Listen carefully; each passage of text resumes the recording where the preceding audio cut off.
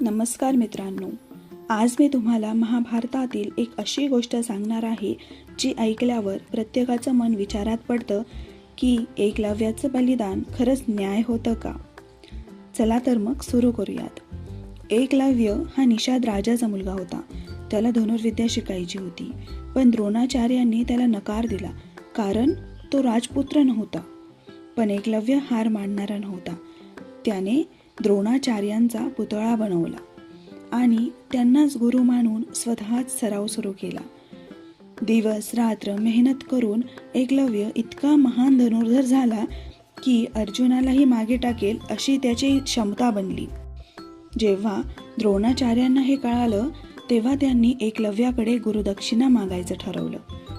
उजव्या हाताचा अंगठा गुरुदक्षिणा म्हणून एकलव्याने क्षणाचाही विचार न करता स्वतःचाच अंगठा कापून दिला. ही होती एकलव्याच्या गुरुदक्षिणेची गोष्ट.